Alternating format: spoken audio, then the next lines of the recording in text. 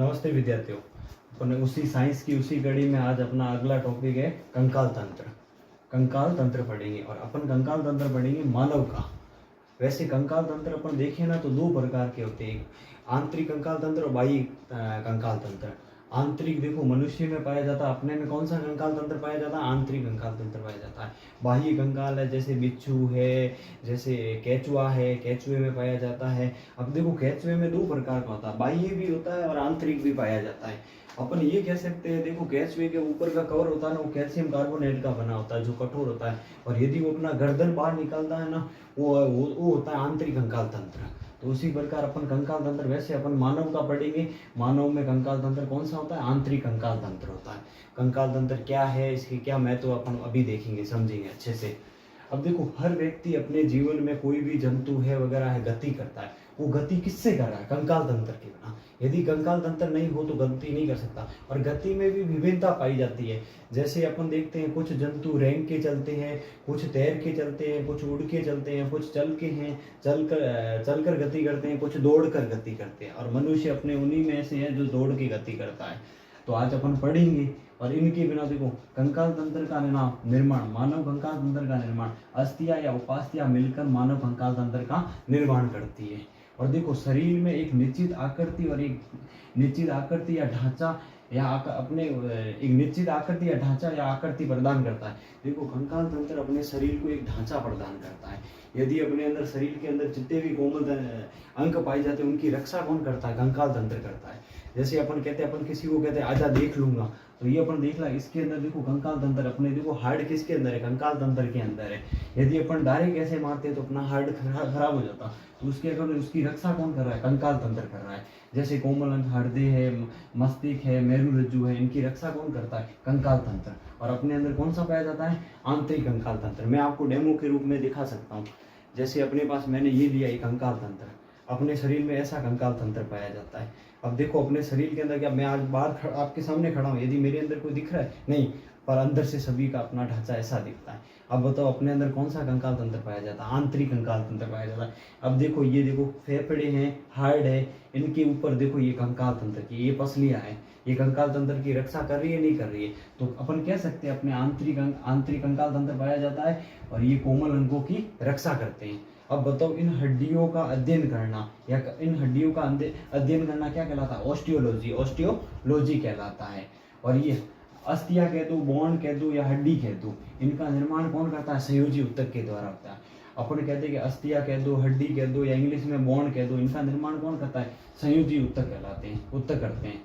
अब देखो एक वयस्क मनुष्य है, जैसे मैं एक जवान मनुष्य हूँ, तो मेरे में पूछे कि हड्डियां कितनी पाई जाती है? 206 हड्डियां। एक वयस्क मनुष्य में अस्थियों की संख्या कितनी होती है? अस्थियां मतलब नहीं हड्डी और बोन कह सकते हो, कितनी संख्या होती है? 200। एक नवजात बच्चा, यदि बच्चा जन्म लेता है तो उसमें हड्डी की संख्या कितनी होती है? 300 होती है। और एक बच्चा जो 4 से 5 या 6 7 साल का बच्चा, उसमें हड्डी कितनी होती है? 270। अब कहते शरीर में मांसपेशियों की संख्या कितनी होती है? मांसपेशियां यानी मसल की संख्या कितनी होती है? 639 होती है। अब ये मसल होती क्या? ये हड्डियों से कनेक्ट होती है, हड्डियों से जुड़ती है मसल, और इनकी संख्या कितनी होती है? 639। अब अपन ये कहते हैं कि हड्डी और मसल मतलब बॉन्ड या मसल का एक साथ कनेक्ट होना क्या कहलाता है? ये कनेक्ट किसके द्वारा होती है? संयोजी ऊतक के द्वारा। ये हड्डी व मांसपेशियों के साथ ये टेंडन ऊतक के साथ जुड़ी रहती है। कौन से? टेंडन ऊतक के साथ जुड़ी रहती है। अब मुझे बताओ एक हड्डी से दूसरी हड्डी का कनेक्ट होना क्या कहलाता है? लिगामेंट्स कहलाता है। एक हड्डी का दूसरी हड्डी से जुड़ना क्या कहलाता है? लिगामेंट्स। अब मैं जैसे कह दूं ये मसल है और ये हड्डी है, इनका जुड़ना क्या कहला रहा है? टेंडन कहला रहा है। अगर यदि एक हड्डी से दूसरी हड्डी का जुड़ना क्या कहलाता है? लिगामेंट्स कहलाता है। अब देखो अपने शरीर में वैसे तो अपन आगे जाके सारी पढ़ेंगे, 206 की 6 हड्डियाँ पूरी पढ़ेंगे, पर उसमें कहते हैं कि अपनी जैसे अपन उदाहरण के लिए शरीर की सबसे लंबी या सबसे भारी हड्डी कहाँ पाई जाती है? जांघ में पाई जाती है। जैसे फीमर है ना, ये बनी होती है कैल्शियम कार्बोनेट की बनी होती है। अब सीधी सी बात है, ये अंदर से खोखली भी होती है और इसमें हड्डियों में कौन सा पाया जाता है? ओसिन प्रोटीन पाया जाता है। अब देखो इस कंकाल तंत्र के आधार पर अपन देखो बांटा कंकाल तंत्र को। अपन ने कंकाल तंत्र को 2 भागों में बांटा है, एक अक्षीय कंकाल तंत्र, एक उपांगीय कंकाल तंत्र बांटा है। अब मुझे बताओ अक्षीय में, देखो अक्ष से देखो अ से याद रखो 80, लमसम इसमें कितनी हड्डियां होती है, 80 हड्डियां होती है। और इसमें उपांगीय में कितनी होती है, 126। इन दोनों को जोड़े तो 206 हड्डियां आती है। और 206 हड्डियां मेरे में या कोई भी जवान व्यक्ति उन सब में कितनी पाई जाती है, 206 हड्डियां। अब इसमें भी अलग अलग पार्ट है कि सिर में हड्डियां कितनी पाई जाती है, 29 पाई जाती है। रिब्स यानी छाती में कितनी पाई जाती है, 25 पाई जाती है। और रीढ़ की हड्डी या मेरुदंड कहते हैं, इसमें कितनी पाई जाती है, 26 पाई जाती है। देखो 29 25 प्लस 26 जोड़ा तो 80 हुई। तो अब बताओ अक्षीय कंकाल तंत्र में कुल कितनी हड्डियां पाई जाती है, 80 पाई जाती है। उपांगीय कंकाल तंत्र में कितनी, अब जैसे कह दूं मेरे एक हाथ में कितनी हड्डियां है, 30 हड्डियां है। तो दोनों में 30 इंटू 2 करो तो कितनी हुई, सीधी सी बात है 60 हुई। और पैर में भी कितनी होती है, 30, और कितनी हुई 60। और अन्य कितनी हुई, 6 पाई जाती है अन्य। तो इनको जोड़ा तो 126 आया। और अपने मानव शरीर में 206 हड्डियां पाई जाती है। अब मैं आपको नॉर्मल जानकारी अभी दे दूं और अपन विस्तारित रूप से अगले वीडियो में पढ़ेंगे इनके पूरे पार्ट को। ये 206 हड्डियां, एक एक हड्डी शरीर की कनेक्ट करके अपन पढ़ेंगे, एक एक हड्डी। अब ये शरीर की एक एक हड्डी कनेक्ट करके पढ़ेंगे।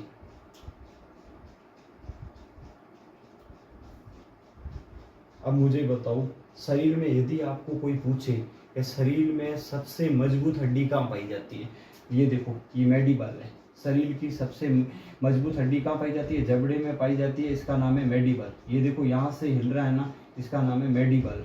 अब आपको पूछ ले कि शरीर में सबसे सीधी और भारी व लंबी हड्डी कौन सी पाई जाती है, फीमर पाई जाती है, जो जांघों में पाई जाती है। और आपको पूछ ले कि शरीर में सबसे छोटी हड्डी कहाँ पाई जाती है, कान में पाई जाती है। वैसे कान में 3 हड्डियां पाई जाती है, सबसे छोटी स्टीपीस होती है, एक इनकस होती है और एक मेलियस होती है। कुल कान में 6 हड्डियां पाई जाती है, 3 इसमें 3 इसमें।